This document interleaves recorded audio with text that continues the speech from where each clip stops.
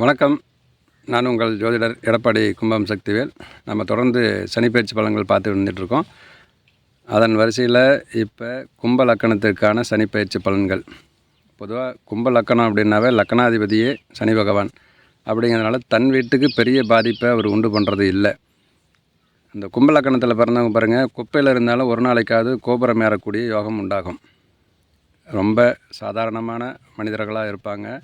அவங்க ஒரு நாளைக்காவது வாழ்க்கையில் படிப்படியாக முன்னேற்றம் அடைஞ்சு ஒரு பெரிய லெவலில் அடையக்கூடிய யோகம் உண்டு.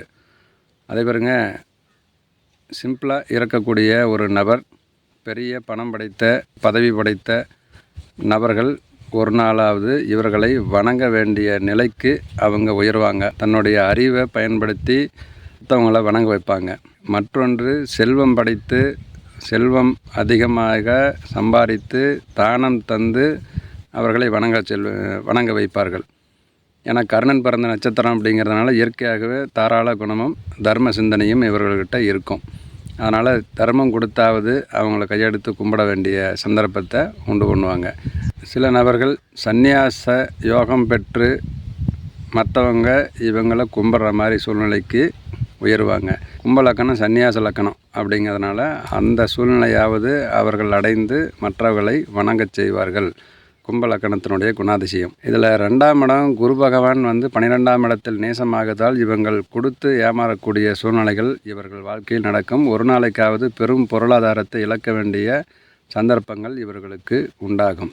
அதனால் கொடுத்து ஏமாறக்கூடிய வாய்ப்புகள் இந்த காலகட்டத்திலும் நடக்கின்ற சனி பெயர்ச்சியில் 2ஆம் இடத்திலிருந்து 8ஆம் இடமான கன்னியை பார்ப்பதால் இவர்கள் கொடுக்கல் வாங்கல் விஷயத்தில் மிக கவனமாக இருக்க வேண்டும். இல்லை என்றால் கொடுத்த பணம் ஏமாற வேண்டிய சூழ்நிலைகள் உண்டாகும். தன்னுடைய 3ஆம் பார்வையாக கும்ப லக்கணத்தின் 4ஆம் பாவகத்தை பார்ப்பதால் சொத்து பிரச்சனைகள் தீரும். ஏற்கனவே சொத்தில் வழக்கு இருந்தவர்கள் இந்த காலகட்டங்களில் வழக்கு தீரக்கூடிய யோகம் உண்டாகும். படித்த மாணவர்களுக்கு இடமாற்றம் உண்டாகும். நல்ல உத்தியோகம் கிடைக்கிறதுக்கான வாய்ப்பு உண்டாகும். வீடு கட்ட நினைக்கும் நண்பர்களுக்கு வீடு கட்டக்கூடிய யோகத்தை இது தரும். இந்த 8ஆம் பாவகத்தை பார்க்கறதுனால என்ன ஒரு சிரமம் ஏற்படும் அப்படின்னா, விபத்துகள், தேவையில்லாமல் வீண் பழி, சம்மந்தமே இல்லாத பிரச்சனைகள், வீட்டுக்கும் பக்கத்தில் இருக்கிறவனா பிரச்சனை பண்ணுவான். ஸோ இந்த மாதிரி ஒரு சூழ்நிலைகள் உருவாகிறதுக்கு வாய்ப்பு இருக்கும். அதே போல் 11ஆம் இடம் ஆதாயஸ்தானம்னு சொல்லக்கூடியதும் லாபஸ்தானம்னு சொல்லக்கூடிய 11ஆம் பாவகத்தில் சனி பார்ப்பது ஒரு பெரிய ஒரு வரப்பிரசாதம் என்று தான் சொல்ல வேண்டும். ஏன்னா சனி பார்க்குற பலன்கள் தாமதமாகத்தான் கிடைக்கும். ஆனால் 11ஆம் பாவகத்தை பார்ப்பதால் கட்டாயமாக லாபம் உண்டு என்று சொல்லலாம். ஜாதகத்தில் சனி எங்கே இருக்கிறாரோ அந்த வீட்டு பலனை கட்டாயம் தந்தே தீருவார். சனி கொடுத்தால் தடுக்க ஆள் இல்லை என்ற ஒரு ஜோதிட பழமொழிக்கு தகுந்த போல தன்னுடைய பலனை தாமதப்படுத்தியாவது கொடுத்தே தீர வேண்டும், கொடுத்தே தீர்வார். அதுபோல் ஆதாயஸ்தானத்தை பார்ப்பது ரொம்ப சிறப்பு. இந்த 2.5 வருட காலகட்டங்களில் இழந்த பணத்தை மீட்டக்கூடிய ஒரு வாய்ப்பு அவங்களுக்கு கண்டிப்பாக கிடைக்கும். ரெண்டாவது, ஒரு படிக்கிற மாணவர்கள் தன்னுடைய தகுதிக்கேற்ப வேலை தேடிட்டு இருக்கிறவங்க, இவங்களுக்கு இந்த காலகட்டம் நம்மளுக்கு ஒரு வாய்ப்பு. இதுவரைக்கும் வருமானமே இல்லை அப்படின்னு நினச்சிட்டு இருந்தவங்க கண்டிப்பாக வருமானம் கிடைக்கிறதுக்கான வாய்ப்பு வருங்க. ஏன்னா 2ஆம் இடங்கிறது தனஸ்தானம். அப்போ வருமானத்தை உயர்த்தக்கூடிய வாய்ப்பு இவங்களுக்கு கண்டிப்பாக கிடைக்கும். நிலையான உத்தியோகம் அப்படிங்கிறான், அதாவது 2ல் சனி இருந்தால் ஒரு நிலையான உத்தியோகத்தை அடையக்கூடிய வாய்ப்பு. அது கவர்மெண்ட் ஜாப்பாக இருக்கலாம், மத்திய கவர்மெண்ட் ஜாப்பாக இருக்கலாம், இல்லை தனியார் வேலையாக இருக்கலாம். அது உறுதியான வேலையாக இருக்கும், அவங்களுக்கு நிரந்தரமான சம்பளமாக இருக்கும். அதுபோல் இந்த காலகட்டங்கள் அதுக்கான வாய்ப்புகளை ஏற்படுத்தி தருவாங்க.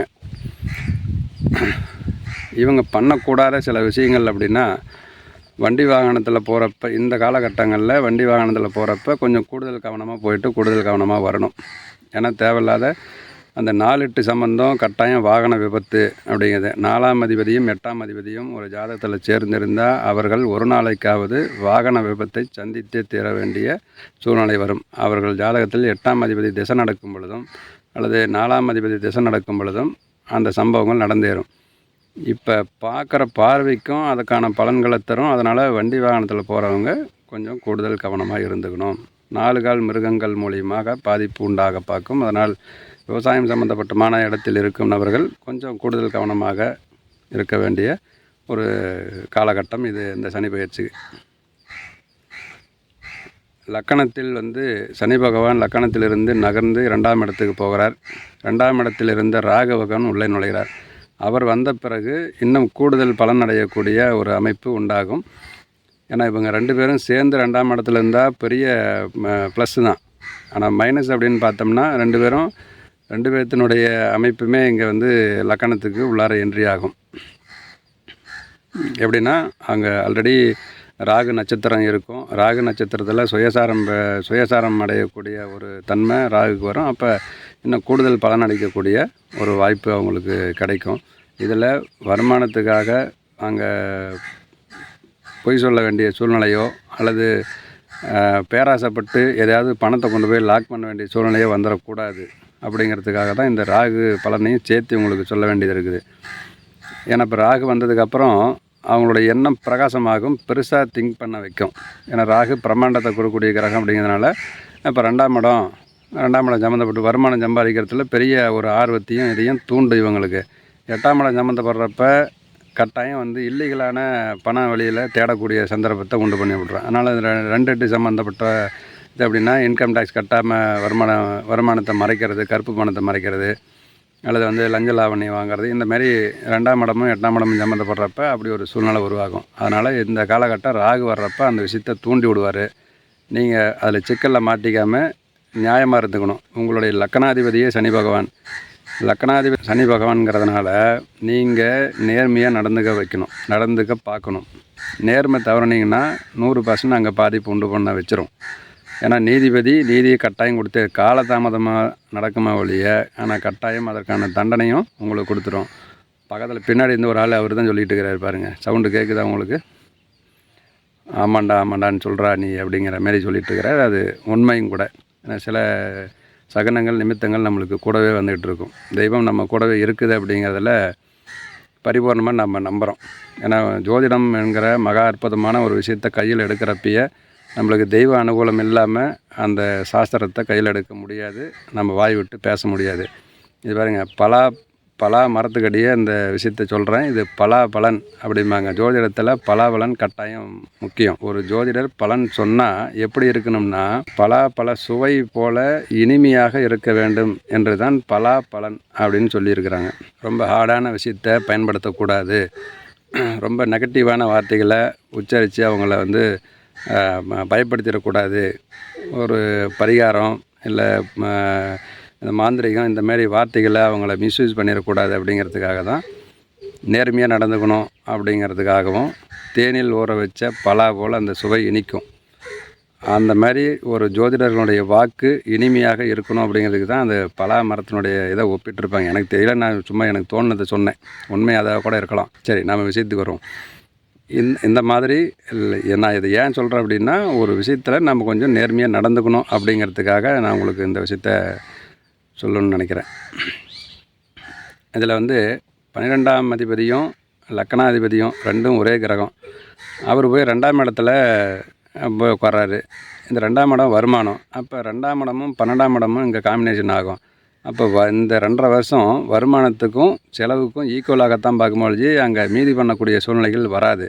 அப்போ நாம் ஃபஸ்ட்லேயே பிளான் பண்ணிக்கணும். வருமானத்துக்கு தகுந்த செலவை நாம் கண்ட்ரோல் பண்ணிக்கணும்.